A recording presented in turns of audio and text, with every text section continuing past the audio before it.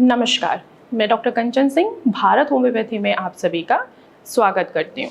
और आज के इस वीडियो में मैं आप सभी से बात करने वाली हूँ उन डायलिसिस पेशेंट के लिए जिनकी डायलिसिस हो रही है और आप अपनी डायलिसिस को कैसे कम कर सकते हैं। तो चलिए वीडियो को स्टार्ट करते हैं। जब आपकी किडनी काम नहीं कर पाती है तो वो वेस्ट मटेरियल को भी फिल्टर नहीं कर पाती है, साथ ही साथ जितने इलेक्ट्रॉल्स हैं जैसे कि पोटेशियम है उनको भी बैलेंस नहीं कर पाती है, एसिड को भी बैलेंस नहीं कर पाती है और हमारे ब्लड प्रेशर और हमारे ब्लड शुगर लेवल को भी बैलेंस नहीं कर पाती है। किडनी का काम है हमारे शरीर के अंदर जितने भी वेस्ट मटीरियल हैं, एक्सेस वाटर है, वेस्ट प्रोटीन है, उनको फिल्टर करके यूरिन के जरिए बाहर निकाल देना।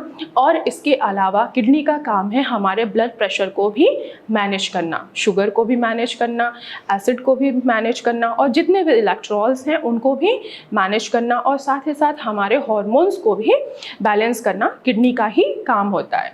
लेकिन जब हमें कोई प्रॉब्लम आ जाती है जैसे कि हाई ब्लड प्रेशर हो गया या हाई ब्लड शुगर हो गया या आपको रिकरेंट यूटीआई हो रहा है या आप पीकेडी से सफ़र कर रहे हैं, तो आपकी किडनी उतनी अच्छे तरीके से काम नहीं कर पाती है जितने अच्छे तरीके से वो पहले किया करती थी। तो इस कंडीशन में पेशेंट का जो क्रेटिनिन का वैल्यू है वो धीरे धीरे बढ़ता चला जाता है। 4 है, 5 है, 6 है, 10 है, 11 के करीब ही पेशेंट चला जाता है। साथ ही साथ जो यूनिट है यानी कि जो यूरिया का है वो भी उनका इंक्रीज हो जाता है। अब यूरिया जो है ये किसका बाई प्रोडक्ट है? हमारे लीवर का बाई प्रोडक्ट है। जब भी हम कुछ खा रहे हैं, कुछ भी खा रहे हैं, चाहे वो हम चाय पी रहे हैं, चाहे हम दाल चावल रोटी सब्जी कुछ भी खा रहे हैं, लीवर उनको डाइजेस्ट करके एक बाई प्रोडक्ट बनाता है जिसे हम यूरिया कहते हैं। अब यही यूरिया हमारे ब्लड में मिक्स होता है और इसे हम ब्लड यूरिया कहते हैं। अब यही ब्लड यूरिया हमारे किडनी की तरफ गया उनको फिल्टर करने के लिए। किडनी लेकिन क्या है, पहले की तरह वो फिल्टर नहीं कर पा रही है, तो यूरिया को भी हमारे बॉडी में धीरे धीरे स्टोर करने लगती है जिससे हमारा यूरिया का लेवल हमें बढ़ा हुआ दिखाई देता है। साथ ही साथ जो हमारा पोटेशियम है वो भी क्या है, किडनी क्या है, इलेक्ट्रॉल्स को भी बैलेंस करती है। लेकिन किन्हीं कारणों की वजह से जब हमारा पोटेशियम का वैल्यू भी बैलेंस में नहीं आता है, किडनी हमारी काम नहीं कर पाती है, तो पोटेशियम के लेवल को भी इंक्रीज करने लगती है। जो पोटेशियम का जो नॉर्मल वैल्यू होता है वो 5 के करीब होता है। लेकिन अगर आप किडनी के पेशेंट हैं, आपका क्रेटिनिन अगर 4 है, यूरिया अगर 100 है, लेकिन अगर पोटेशियम का वैल्यू ज़्यादा बढ़ता चला जा रहा है, चाहे वो 6 के करीब पहुंच जाए, चाहे वो 7 के करीब पहुंच जाए, तो इमीडिएट हम डॉक्टर्स को पेशेंट्स के लिए डायलिसिस सजेस्ट करना पड़ता है।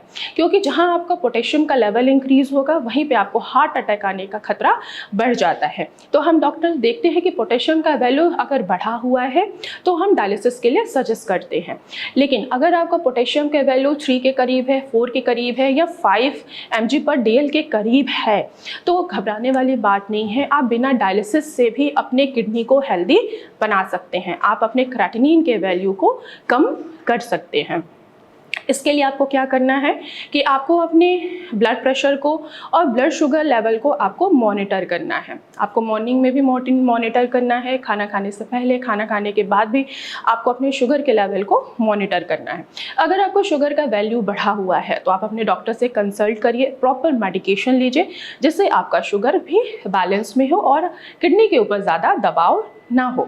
अगर आप डायबिटिक पेशेंट हैं तो क्या होगा, आपकी किडनी भी खराब होगी क्योंकि जो शुगर के पेशेंट होते हैं जो उनका शुगर का कंटेंट होता है वो ब्लड में रेगुलर बेसिस पे मिक्स होता रहता है जिसकी वजह से ब्लड गाढ़ा हो जाता है और किडनी पे दबाव पड़ता है। तो आपको अपनी ब्लड प्रेशर की मेडिसिन लेनी है टाइम टू टाइम और साथ ही साथ आपको ऐसा खाना खाना है जिसमें कार्ब्स की मात्रा बिल्कुल भी ना हो। जैसे कि अगर आप रेगुलर बेसिस पे चावल खा रहे हैं या कोई मीठा आप रेगुलर बेसिस पे कंज्यूम कर रहे हैं जिससे आपका शुगर का वैल्यू तो बढ़ेगा ही और साथ ही साथ आपकी किडनी पे भी इफेक्ट पड़ेगा। और इसके अलावा आपको ब्लड प्रेशर भी मैनेज करना है। आपको अपने खाने में सोडियम की मात्रा को ना के बराबर कर देना है। आपको सेंधा नमक का ही इस्तेमाल करना है जिससे आपका ब्लड प्रेशर भी मैनेज रहे और आप डायलिसिस की तरफ ना बढ़ें। इसके अलावा आपको ऐसे खाने पीने में आपको ध्यान रखना होगा जो जिनमें पोटेशियम की मात्रा ना के बराबर हो। जैसे कि अगर आप जो ज़मीन के ऊपर की वेजिटेबल वेजिटेबल्स होते हैं, हमारे लौकी हो गया, घिया हो गया, तोरी हो गए, टिंडे हो गए, परवल हो गए, इनमें पोटेशियम ना के बराबर होता है, तो आप इनका सेवन कर सकते हैं।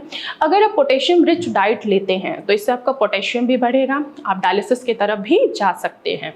तो आपको ज़मीन के अंदर जितनी भी वेजिटेबल्स हैं, जैसे कि हमारा साग हो गया, बथुआ हो गया, मेथी हो गया, अब विंटर का सीज़न आने वाला है और कहीं ना अब हर जगह साग भी अवेलेबल है, तो पेशेंट बोलते हैं कि हम साग खा लें, साग से तो हमें कोई प्रॉब्लम नहीं होगी, हमें कोई वेजिटेबल्स नहीं दिख रहा है, अब हमें लौकी खाने का मन नहीं करता है, कद्दू खाने का मन नहीं करता है। लेकिन स्पेशली मैं उन पेशेंट्स को कहूँगी कि अगर आप साग खा रहे हैं, पालक खा रहे हैं, मेथी खा रहे हैं, बथुआ खा रहे हैं, तो इससे आपका पोटेशियम का लेवल इंक्रीज़ होगा, आपका क्रेटिनिन भी बढ़ेगा, पोटेशियम का वैल्यू भी बढ़ेगा और आप डायलिसिस की तरफ बढ़ते चले जाएंगे।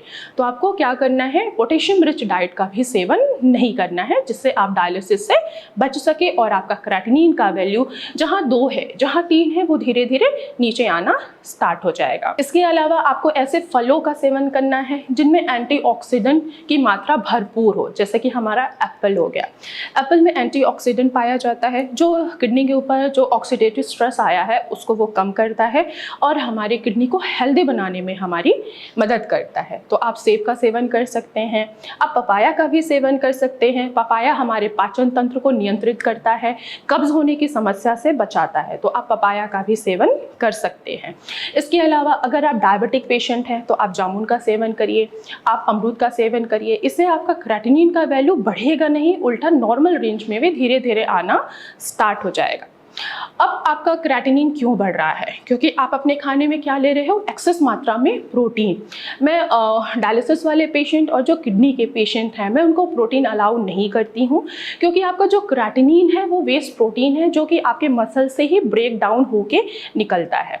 अगर आप एक्सेस मात्रा में प्रोटीन लेंगे तो आप डायलिसिस की तरफ ही बढ़ेंगे। तो आपको अपने खाने में प्रोटीन की मात्रा को बैलेंस करनी है। आपको चिकन नहीं खाना है, आपको मटन नहीं खाना है, आपको फिश नहीं खाना है, आपको अंडे नहीं खाने हैं।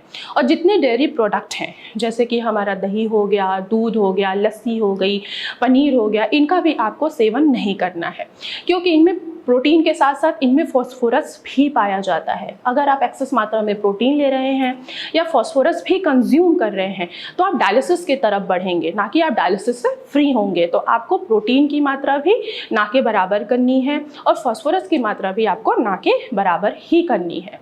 आपको ऐसा प्रोटीन लेना है जिससे आपकी बॉडी लीन थीन बिल्कुल भी ना दिखे। तो आप मूंग की दाल का सेवन आसानी से कर सकते हैं। अगर आपका क्रेटिनिन का वैल्यू 2 है या 3 है तो आप कभी कभी अरहर की दाल का या मसूर की दाल का भी आप सेवन आसानी से कर सकते हैं।